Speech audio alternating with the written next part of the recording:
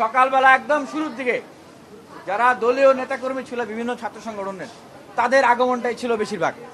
তারা এসছে এবং আপনারা পরবর্তীতে জিনিসগুলো দেখেছেন যে ছাত্রদল, ছাত্র শিবির তাদের নামে ব্যালট সাইন করা। সাদিক কায়েম কিন্তু একটু আগে বলেছে যে ছাত্রদলের নামে ব্যালট সাইন আপনার হচ্ছে টিক দেওয়া, বলেছেন না স্টেটমেন্টে পাবলিকলি? আপনারা যে স্টেটমেন্ট নিয়েছেন, ছাত্র শিবির এটা তো পাওয়া গেছে। ঠিক এই ঘটনাগুলো সকালবেলা বেশি হয়েছে, যে কারণে সেই সময় আমাদেরকেও ঢুকতে দেওয়া হয় নাই, সাংবাদিকদেরকেও ঢুকতে দেওয়া হয় নাই। আমি বোল্ডলি যে স্টেটমেন্টটা দিতে চাই, আমি ঢাকা বিশ্ববিদ্যালয় প্রশাসনের ভিতরে বিশেষ করে এই যে দলীয় শিক্ষক যারা আছেন, যারা আজকে তাদের দলের ছাত্র সংগঠনদের জন্য যারা যারা এইভাবে করে এই ভূমিকায়, নোংরা ভূমিকায় অবতীর্ণ হয়েছেন, আমি তাদেরকে ধিক্কার জানাই।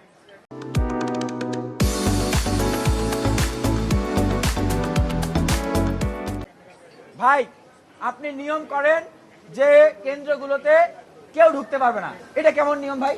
নিয়ম ছিল কেন্দ্রগুলোতে প্রার্থীরা ঢুকতে পারবে। এখন ভাই, বিশ্ববিদ্যালয় প্রশাসনে তো আমার দলের কোনো শিক্ষক নাই, আমার কোনো মাইম্যান নাই প্রশাসনে, আমার তো ঢুকতে হবে। আপনি নিয়ম করে যদি ছাত্রদল বা ছাত্র শিবিরকে ঢুকতে না দেন, সাথে আমাদেরকেও না দেন, আপনি নিজেই তো ছাত্রদল বা ছাত্র শিবিরের প্রতিনিধি, সেখানে আছেন আপনারা, আমাদের প্রতিনিধি তো নাই ভাই। এই যে এখানে স্বতন্ত্র ক্যান্ডিডেট যারা আছে বিশেষ করে, এবং ছোট ছোট সংগঠনের বা প্যানেলের যারা আছে, স্বতন্ত্র প্যানেল, বিভিন্ন প্যানেল, তাদের তো কেউ নাই বিশ্ববিদ্যালয় প্রশাসনে। এই যে ভোট কেন্দ্রে যারা অফিসার ছিলেন, সেখানে তো তাদের কেউ নাই, তারা ঢুকতেও পারে নাই। তাহলে এখানে কি হয়েছে আপনারা দেখেছেন ফলাফল। এখন এখানে কেন ঢুকতে দেওয়া হচ্ছে না? এজন্যই ঢুকতে দেওয়া হচ্ছে না যে ওনারা ওনাদের মতো করে যে ম্যানিপুলেশন করেছেন, সাংবাদিকরা ঢুকলে সেই ম্যানিপুলেশন গুলো ধরা খেয়ে যাবে। কেন সাংবাদিকরা ঢুকতে পারবে না? নিয়ম অনুযায়ী সাংবাদিকরা থাকবেন, পোলিং এজেন্টরাও থাকবেন। আমরা কি মানে যেই বিশ্ববিদ্যালয় প্রশাসনের শিক্ষকরা একমত হয়ে, প্রশাসনরা একমত হয়ে 11 মাসেও ডাকসু দিতে পারে নাই, তাদের লজ্জা করে না? তারা 11 মাসেও ডাকসু দিতে পারে নাই। আমরা ফাইট করেছি, অনশন করেছি, প্রতিবাদ করেছি, তারা ডাকসু দিতে বাধ্য হয়েছে। তাদের উপরে কি আমরা ঈমান এনে চোখ বন্ধ করে আমরা সেই ভোট কেন্দ্রের বাইরে বসে থাকবো যে ওনারা একটা সুন্দর ভোট গণনা করবেন, সুন্দর একটা ভোট করবেন? আমরা কি তাদের উপরে সেই বিশ্বাস থেকে বাইরে বসে থাকবো? এটা কখনোই সম্ভব না। আমি গিয়েছিলাম সুইমিং পুলে, সেইখানে মামুন স্যার, যিনি বাংলাদেশ জাতীয় দলের রাজনীতির সাথে সম্পৃক্ত, সবাই জানেন, উনি আমাকে সেইখানে দুপুরে ঢুকতে দেন নাই। SM হলের সেখানে প্রায় 3:30 থেকে 4টা, মানে অল্প সময়ের ভিতরে প্রায় 100 বেশি ভোট কাস্টিং সেখানে দেখানো হয়েছে, যেটা 20 থেকে 30 মিনিটের ভিতরে, যেটা একটা আশ্চর্যজনক বিষয়। এবং সেখানকার শিক্ষার্থীরা বলছেন যে এতজন ছাত্র, সেখানে মোট ভোটার প্রায় 664টা মোট ভোটার, 664 মোট ভোটার, তার ভিতরে কাস্ট হয়েছে কত?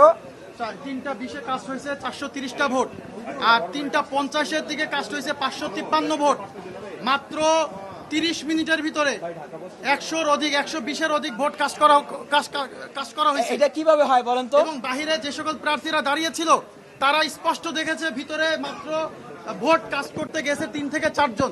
3 থেকে 4 জন ভোটার যদি ভিতরে যায়, তাহলে মাত্র 30 মিনিটের ভিতরে 120টা ভোট কিভাবে কাস্ট হয় আমরা জানতে চাই।